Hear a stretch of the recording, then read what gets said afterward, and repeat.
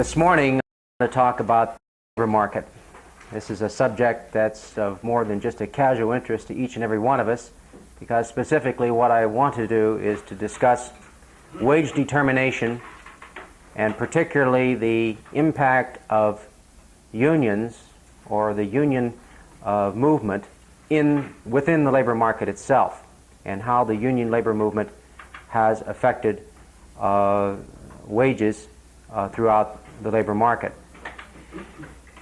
I want to begin by reading to you a couple of sentences from Dr. Ludwig von Mises' book, Human Action. As a scientist, this is what he had to say about price interference. He says, economics does not say that isolated government interference with the prices of only one commodity or a few commodities is unfair, bad, or unfeasible. It says that such interference produces results contrary to its purpose, that it makes conditions worse, not better, from the point of view of the government and those backing its interference. Now, I don't need to tell you that unions have had an impact on the labor market. Wages, of course, are nothing more than the price for labor, and all of us are concerned with getting more. And so the role of unions in the labor market has definitely brought about a situation where some people are, in fact, getting more. Just south of us here a little ways, there's a little town called New York City. They tell me the adult male population in New York City is around 11%. The guesstimate is that black teenage unemployment is 70% or higher. We know for a fact that people are living in total squalor in that city, if you want to call it living. And yet in that city today, there are people engaged in various types of labor, pretty much of an unskilled nature, that are earning anywhere from $25,000 to $35,000 a year. Maybe a little more specific. I'm told that a conductor on the subway, and as far as I know, you do not have to have a PhD in mechanical engineering to be a conductor on the subway, that a conductor on the subway can earn as much as $28,000 a year. That the sanitation worker, this is what we used to call the garbage collector, but now they call them sanitation engineers, that sanitation workers today in New York City are averaging close to $30,000 a year. Now, my first point, this is not the free market at work. This is a definite consequence of union activity in the labor market. And what I want to do here this morning is to take a look at what the union is and what it does in the labor market. And I want to take a look at it not just from the point of view of the union today and now getting for that subway conductor $28,000 a year or the sanitation worker $30,000 a year, but I want to take a look at it from the point of view of the total labor market. And not just for now, but in the long run as well. But we have to begin by recognizing that, in fact, a cartel works. For a given period of time in a narrow sector of the market, the cartel works. That is, it is possible for a monopoly, for a legal monopoly, to acquire for itself more in terms of economic resources than is possible in a competitive free society. Now, saying that, one might then immediately conclude, well, then why don't we just monopolize everything? And that's what I really want to look at here this morning. The labor market should not be looked at in a holistic sense. What we have to recognize, I think, at the very beginning, is that there is no such thing as a whole labor market, but that in our society today, there are literally thousands and thousands of different labor markets. And the wage rate under competitive market conditions for any one of these particular labor markets will be determined in the final analysis by the services rendered as evaluated by the consumers, that is, the demand for those services in relationship to the people that can supply those services. The reason that the wage level of one type of labor market is so much lower than another basically can be found in a competitive free society by seeing the difference in which the supply and demand forces in that labor market differ. For example, take a brain surgeon, a neurosurgeon. Now, the hour of time expended by a brain surgeon in surgery is worth significantly more on the labor market than an hour of time spent by an individual digging a ditch. Why? Basically due to the difference in the supply and demand schedule for these two different kinds of labor. Most people value rather highly the services that a neurosurgeon can render. Now remember, anyone in this room, myself included, can operate on another person's brain. The problem is that it's very unlikely that after we're done, that individual will survive. So the neurosurgeon is a person that can do this with some degree of success in terms of the patient surviving afterward and hopefully in better mental health. So that first of all, the demand for that kind of labor is significantly higher by the consumer than the demand for a person that can dig a hole in the ground. And on the supply side, the number of individuals that are able to competently perform neurosurgery are significantly fewer than obviously the potential supply of people that can work with a shovel and dig in the ground. So it's in the free competitive market, it is basically the relationship between the potential supply of a given type of labor and the demand for it as determined by consumers that establishes the wage rate. Now, all of us, of course, naturally want more. Obviously, everybody wants to get more for their services. And historically, of course, the way by which the labor market has succeeded in getting more for the individual worker is through increasing the marginal productivity of labor. And the increasing of the marginal productivity of labor essentially is accomplished through a process of substituting capital for human energy. That has been the whole history of human progress. The substitution of capital for labor, whereby the productivity of labor is increased. To give you an absurd but simple example, an individual can move more dirt from hither to yon with a wheelbarrow than he can with his bare hands. The thing that distinguishes the two workers, of course, is that the one worker is working with capital, a wheelbarrow, whereas the other individual has no capital, just his bare hands.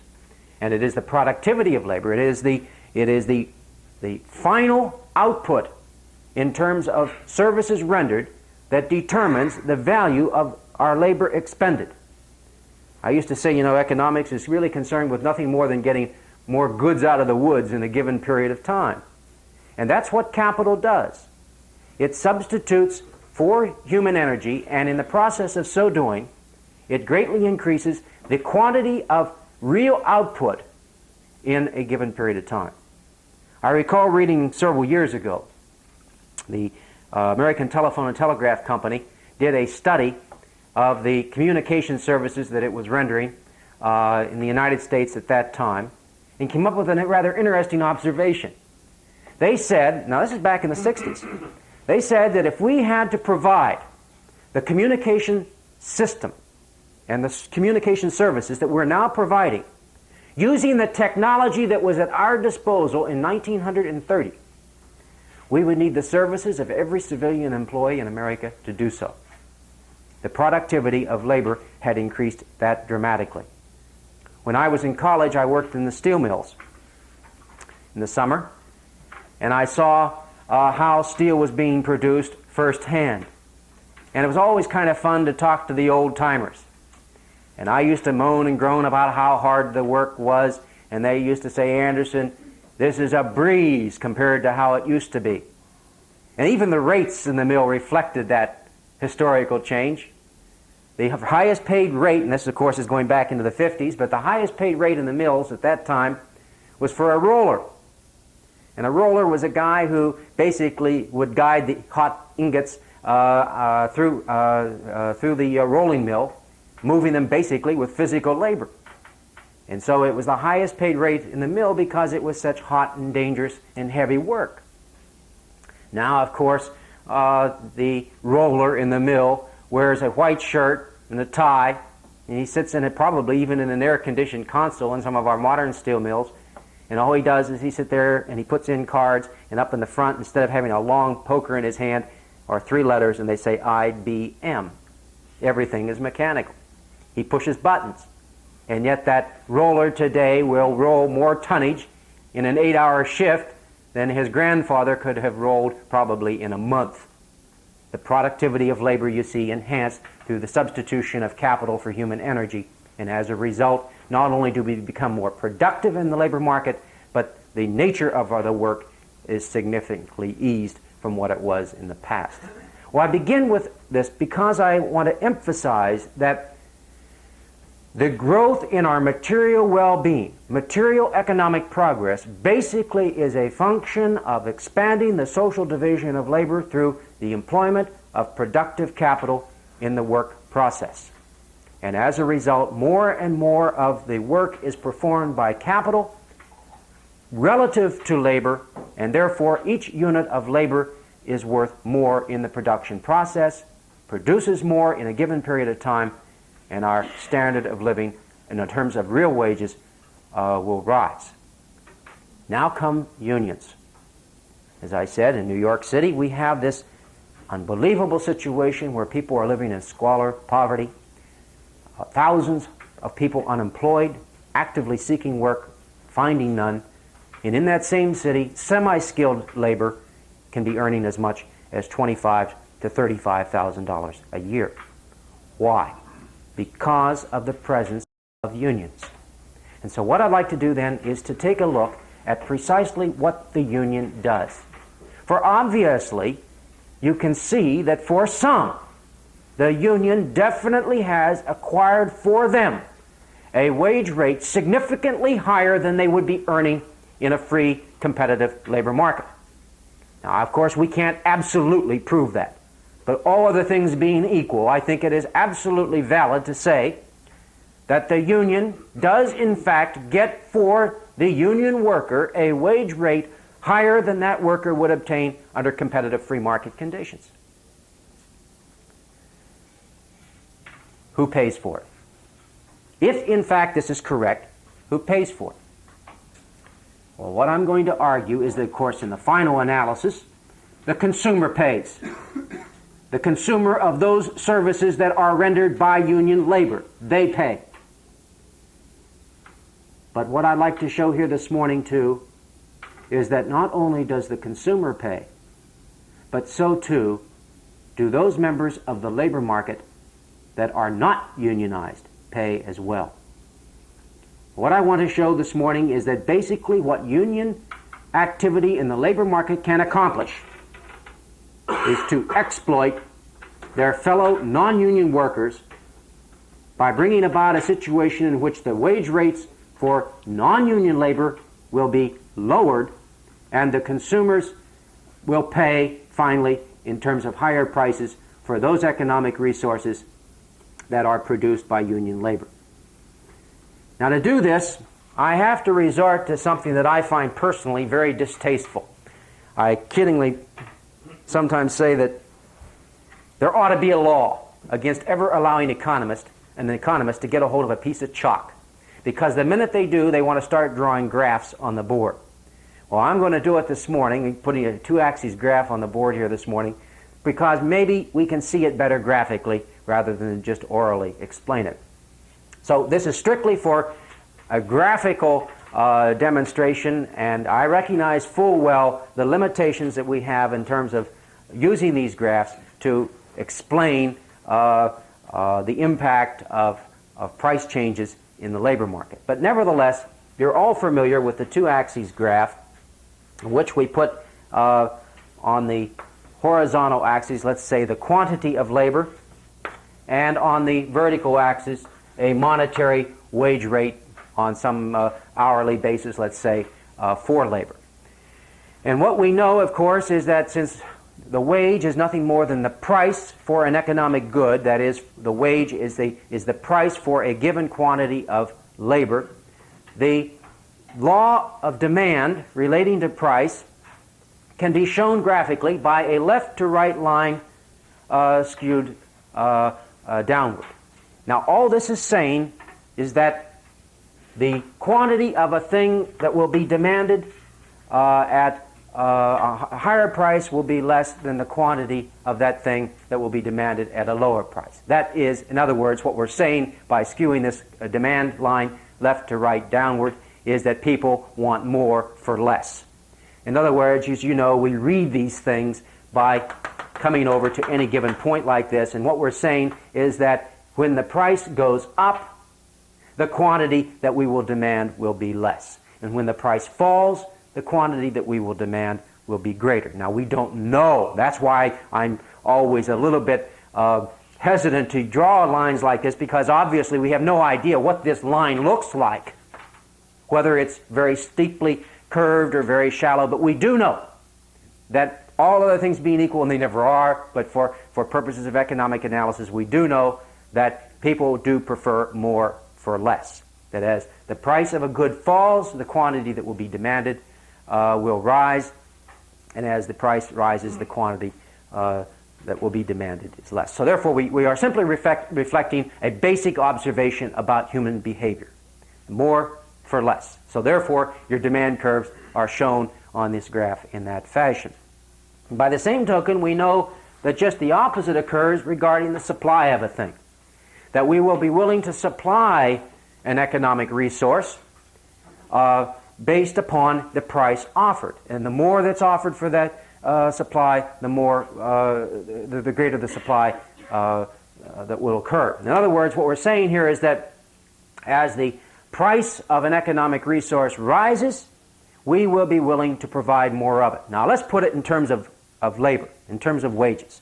What we're saying here is that under free market conditions, purely an arbitrary, oversimplified example, but the principle will nevertheless stand.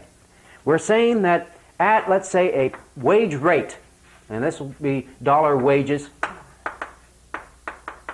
per hour, let's say at a wage rate of $3 an hour, 10,000 workers will be employed. That this thing is simply reflecting the market. That is, that at a wage rate of $3 per hour, 10,000 people are willing to supply themselves, and employers will demand 10,000 workers at that same wage rate. Now, why is the market wage rate at $3 an hour?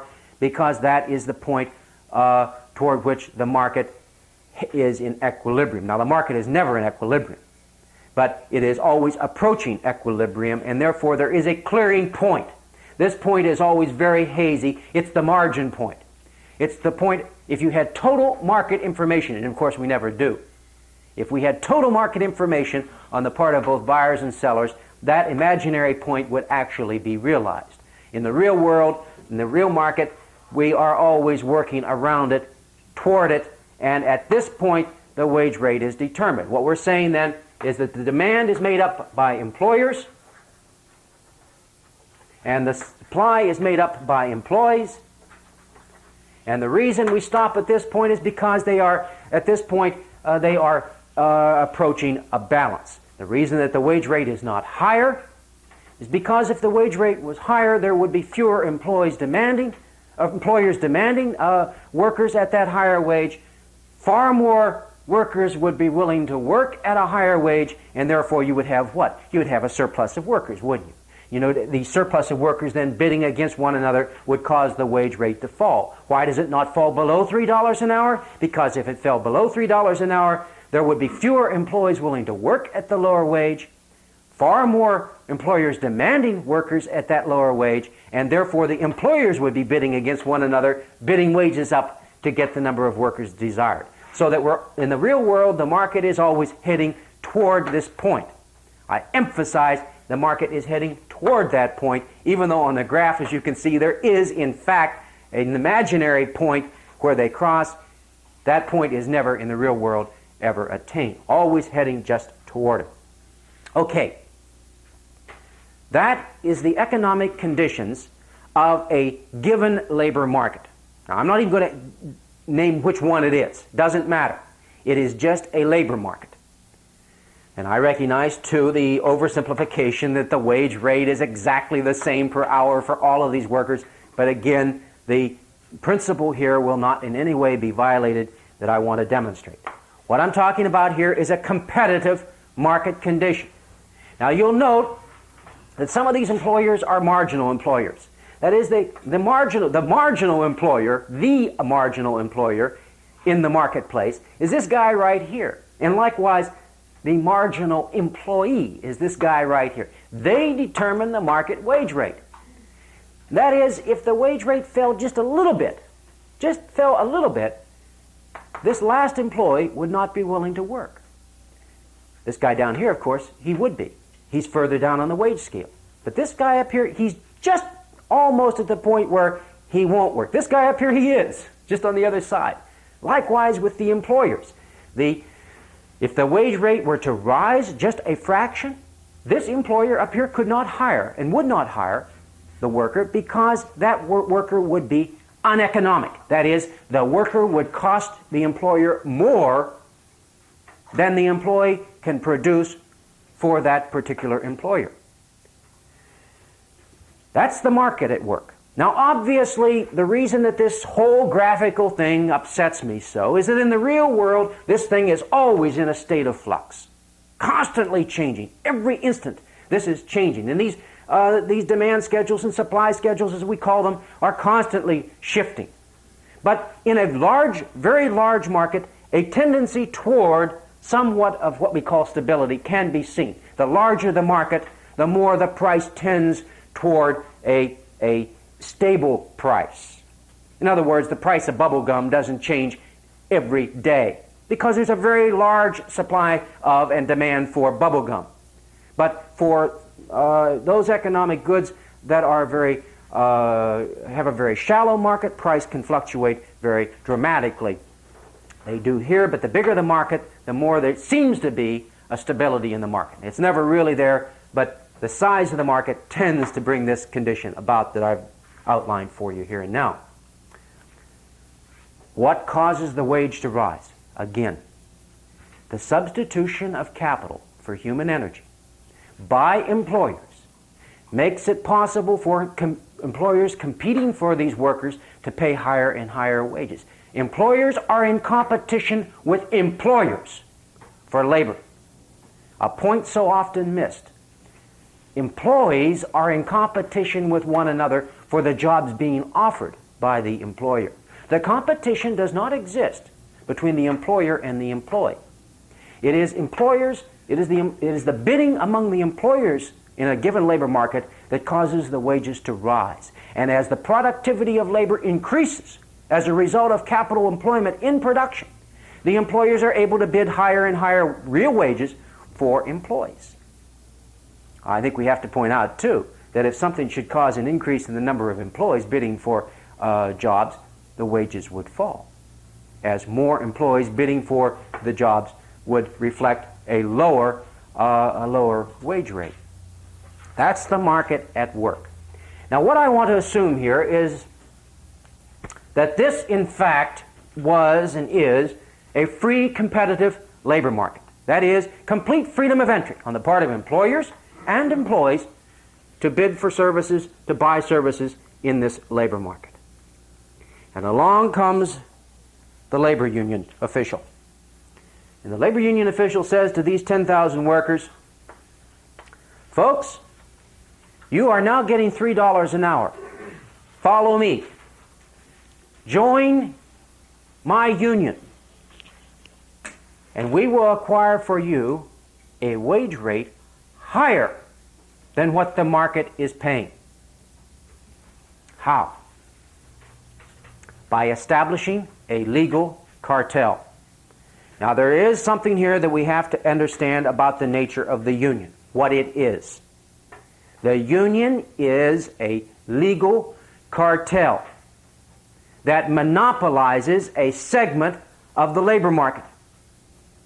Bear in mind that around 20% of our total labor market in the United States is unionized. That means 80% ain't. The union is a monopoly cartel. And as a monopoly cartel, it enjoys certain legal privileges. For example, a labor union, as a result of the Norris-LaGuardia Act that was passed in 1933, is exempted from the antitrust laws. It is exempted from the use of the injunction. Now, the common law principle of the injunction is a valid concept in equity that still exists in the law, except that it cannot be applied against a labor union. And the idea of the injunction was to mitigate damages. Where action was being taken by someone that was perhaps harmful to another, this person could get an injunction against that individual to stop him from doing what he was doing until the dispute could be resolved in a court of law. But God pity him if he got an injunction. And subsequently, the court upheld the earlier action. For then not only could he be held liable for the damages sustained, but also for the injunction as well. So the use of the injunction is something that we do not take lightly, for it can and it would put us in serious legal jeopardy if we abused its use. But the Norris-LaGuardia Act prevents the use of the injunction against unions. Against anyone else, fine. But if you're a union, no. An employer or an employee in a dispute with a union is exempted from the use of the injunction. And a couple of years later, we passed another law called the Wagner Act, or the National Labor Relations Act, in which we removed unions, or disputes involving unions, from the jury trial. The court of original jurisdiction in a union dispute, whether it's again from an employee or from an employer, is now the National Labor Relations Board. You do not have a right to a jury trial if your dispute is with a union. Today, the court of original jurisdiction is the National Labor Relations Board. Now, you have recourse to the appellate courts. You can appeal the decision of the National Labor Relations Board, but you never can get a jury trial, because the court of original jurisdiction is the National Labor Relations Board. So the unions do possess certain legal privileges that an ordinary citizen or other institutions in our society do not enjoy. But now I want to point out that, in my opinion, even with these legal privileges, the real power of the union rests not there, but the real power of the union rests outside of the law. What do I mean? The union is promising these 10,000 workers that if they will join together collectively into a single union body, that union will get for them a wage higher than they were obtaining under a competitive free market. How? Through the power of the strike. Herein lies the true, awesome power of the union. It is the use of the strike. Now let's understand exactly what is meant by a strike. A strike is not a collective withdrawal from employment on the part of the employees in protest over working conditions with their employer. That's only part of it. Obviously, an employee has the right to quit. Obviously, employees have the right collectively, and legitimately so, to protest adverse working conditions by withdrawing from employment. That is not the strike. But I might add, that is all that legally the strike permits. But anyone that is naive enough to believe that that is where the power of the union exists is either being blind or very hypocritical. For in fact, the power of the union through the strike does not end with the voluntary withdrawal from employment on the part of the employees. But the strike ends with the action, the illegal action of the members of that union preventing anyone from replacing them while they are on strike. Herein lies, in my opinion, the power of the union. It is the fact that we as a group prevent anyone from replacing us through the use of illegal violence. This is not sanctioned at law. There is nothing in our legal code that permits the union to use force to prevent people from replacing them when they go on strike. But we all know that they do. And further, we also know that we turn our backs on this. We ignore it. We pretend that it doesn't happen. That it's just a coincidence if it does occur. And the union leaders themselves, of course, disclaim all of this activity. That it's unauthorized. But they know that it is. It is the core, it is the keystone to their power. To use violence to prevent others from replacing them. You show me any successful strike where wages have in fact been established at a level higher than they would have been under market conditions, where violence was not used or where the employers were not intimidated, and I'll back off. Now, it's true that in recent years we have what we call peaceful strikes. What is a peaceful strike? A peaceful strike is a situation where the employer chooses not to resist. Now, it's true that it takes two to fight. And so where the employer chooses not to resist, there is peace. But God pity that employer if he chooses to follow his legal right of replacing the striking workers and continuing to operate. We know what the outcome will be. Volumes have been written on the examples of where employers have chosen to replace striking workers with new workers and the violence that results. Just a couple of examples. Back when Cape Canaveral was opened up, it was to be dedicated by President Kennedy, which required, of course, that he would have to go down to Florida. Well, it just so happened that at that particular time, the Florida East Coast Railroad was on strike. And the Florida East Coast Railroad chose to continue to operate using non-union personnel. I heard a lot of college kids use supervisors and so forth. The sabotage and violence surrounding that railroad was so extensive that the Secret Service would not guarantee the safety of the president, even in the area. And as a result, he did not go. Just a coincidence, of course. I came from a little town in Michigan of about 9,000 people. Had a company called Essex Wire Company. This town was so sleepy it would have made Irvington look exciting. But the Essex Wire Company was struck and the management decided to continue to operate using new personnel. And of course they hired these people to come in, and I want you to know that the violence became so severe in that sleepy little town, literally, they had to bring in the National Guard to restore order. When I was in college, in 1955, the Westinghouse Electric Company was struck.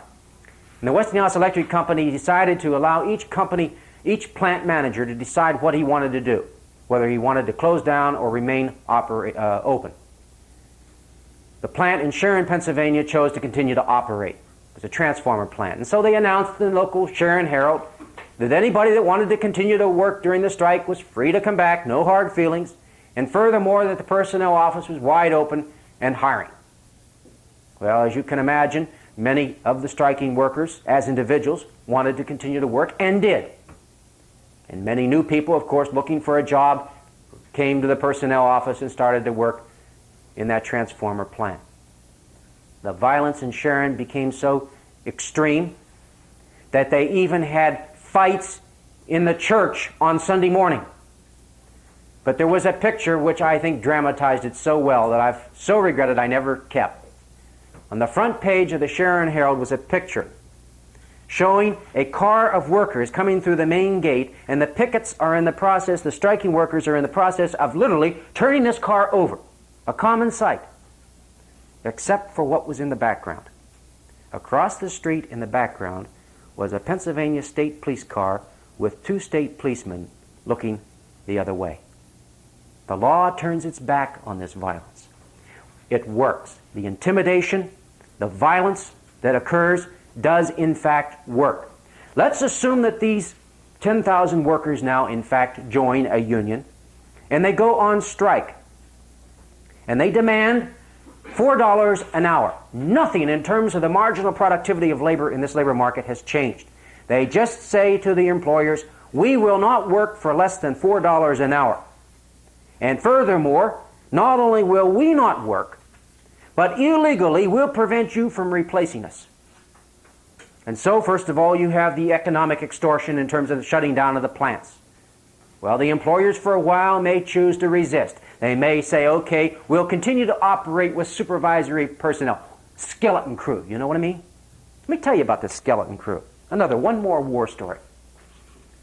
When I graduated from Grove City College in 1957, one of my fraternity brothers, older than I, a Korean veteran, took a job with Coppers and Company. He was an engineering major, and he got a job as an assistant production foreman, supervisory job, obviously non-union. And he had a couple of young children. And the Coppers Company, shortly after he started to work for them, was struck. And the Coppers Company said to this young fellow, how about living in? Many of you know this is one of the techniques that has frequently been used to continue to operate a plant. The principle being, again, it takes 2 to start a fight. And if you don't cross the picket line, there's no confrontation, there's no fight. So therefore, if we can get these non-union personnel to live inside of the plant and not have to face the picket line in and out every day, there's no confrontation, there's no war. And of course, the pay was good. It meant living in the plant around the clock, but the money looked good. And he said, well, of course. And so he stayed in the plant as a lock-in, they call it. And he continued to work day and night, making lots of money. About the second day in the plant, his wife calls him. She said, last night I got a telephone call.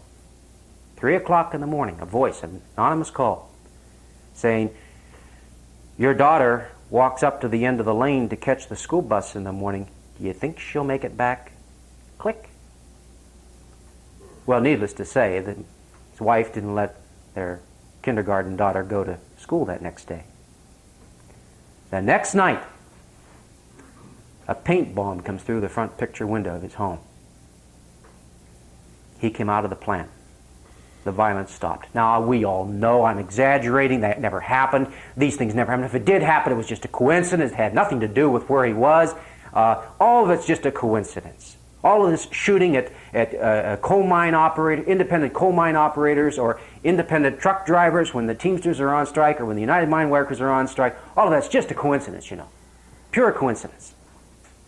The fact that when the Kohler Company was struck and boycotted for years, that one very powerful union community in western Pennsylvania put a 10-fold premium charge for water hookup on any dwelling that used Kohler fixtures was just a coincidence.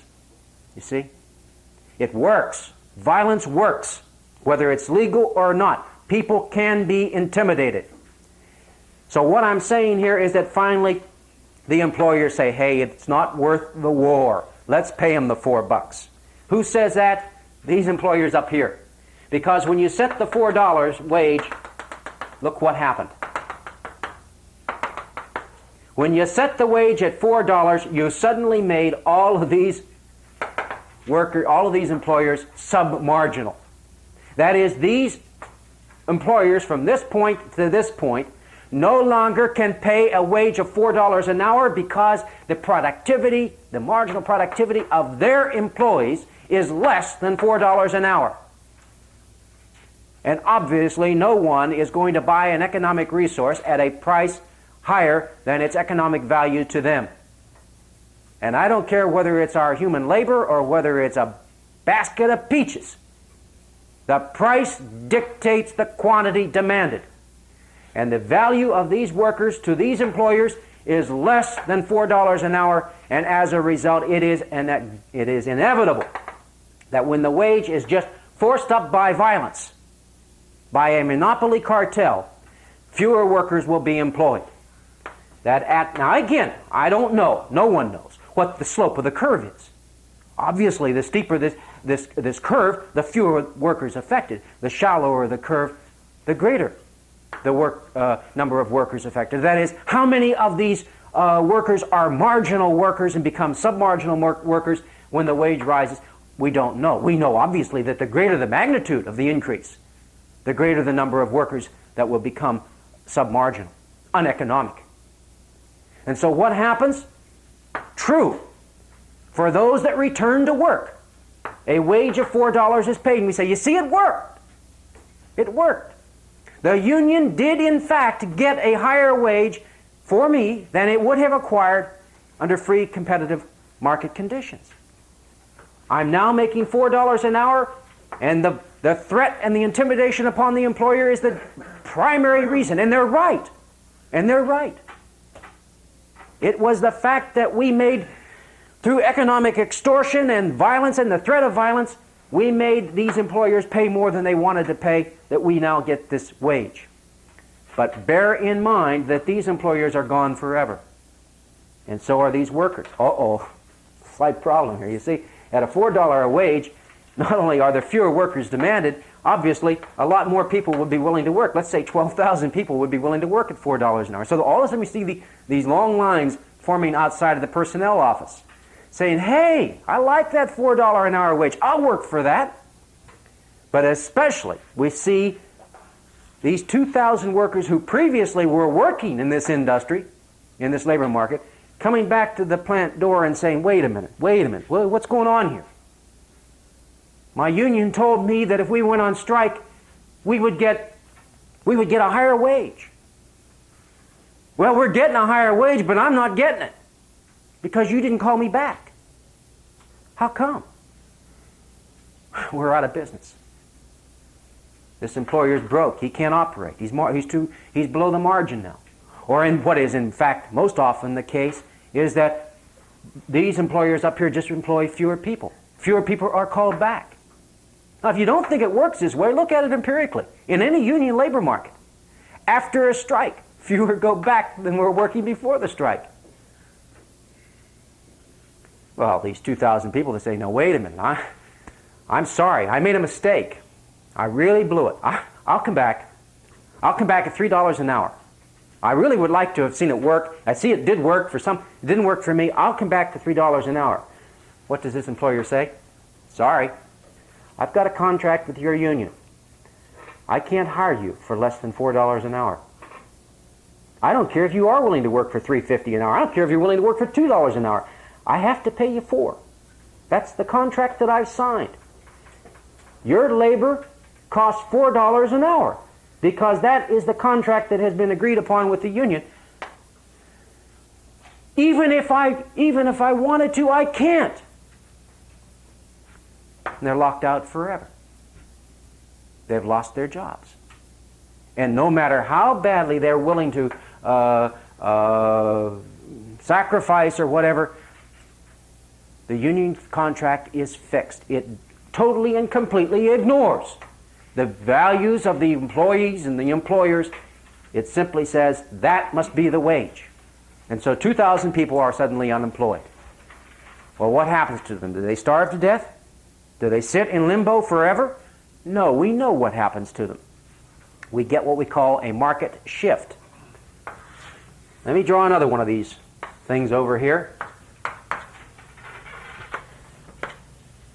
Over here we've got the rest of the labor market. This represented the union labor market. Over here we have the free labor market. This is a competitive labor market in which the demand and the supply of labor determines the wage.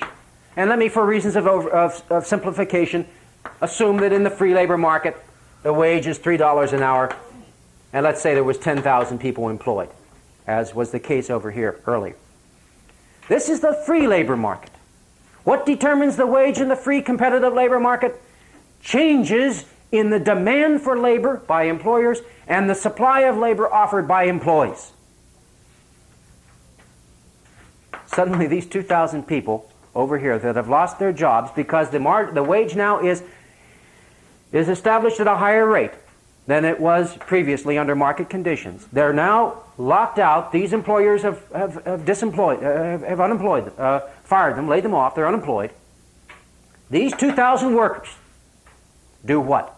The only thing they can do. They shift. They take a walk. After they tried the door of the union employer and found they couldn't get in, they take a walk. Where? They come over here and they increase the total supply of labor bidding for jobs in the remaining labor market. In other words, they increase from 10 to 12,000. They increase the total supply of labor bidding for jobs in the labor market, free labor market. And what happens when you increase the supply of any other economic good, all other things being equal? The wage falls, doesn't it? I don't even want to put an amount here because we don't know, we cannot quantify what it would be. We don't know, but we know this. We know this, that the theoretical principle is sound, that if you raise the price in one market, locking out the employees over here, as they shift over into the free market, where the wage is determined by changes in supply and demand, that this greater supply of workers now bidding for jobs in the free labor market will depress the prices of wages, or they depress the wages in this free labor market. What am I saying? I am saying then, in fact, that the union labor market does, in fact, acquire for those that continue to work a higher wage than they would have obtained under competitive conditions, but at the expense of those individuals that are working in the free labor market, where the wage rate for these people over here will be depressed. It's a shift. A union cartel does what every cartel does. It distorts and creates further disequilibrium in the marketplace. It creates a malallocation, a misallocation of economic resources. By forcing the economic resource labor out of this market and over into this market, the efficiency of the market suffers. And who pays for it? The free labor market in lower wages. If that's the case, maybe we ought to be able to see it somewhere. Empirically, let's take a look. Is there any place to see it? I think there is. What we can do is take a look at labor's share. Now, I don't want to imply that they have a share, but that the returns to labor within a society over a long, extended period of time have run somewhere in the vicinity of 70 to 80% of the output of the society. If you go back over the past 100 years, and I admit that in this national income accounting there is a lot of room for error, but if you go back and look at the share of the output of the society that has gone to labor over the past 100 years, what you will find is that you've got a rather steady line. It does in fact have a wave effect to it, and the wave effect does correlate with something which is quite understandable. It correlates with periods of prosperity and recession. The share that goes to labor is higher during periods of recession and lower during periods of prosperity. So that to this extent you can get a pretty good indication then that the measurement has over a long period of time somewhat reflected the actual situation. And what you'll discover is that that line over the past 100 years, the share of our output that goes for labor has been basically the same. What you cannot do in looking at that line is ascertain the introduction of unions in the labor market. What I'm trying to say is this. Unions do not get more for workers per se. What unions do is that they get more for some at the expense of the rest.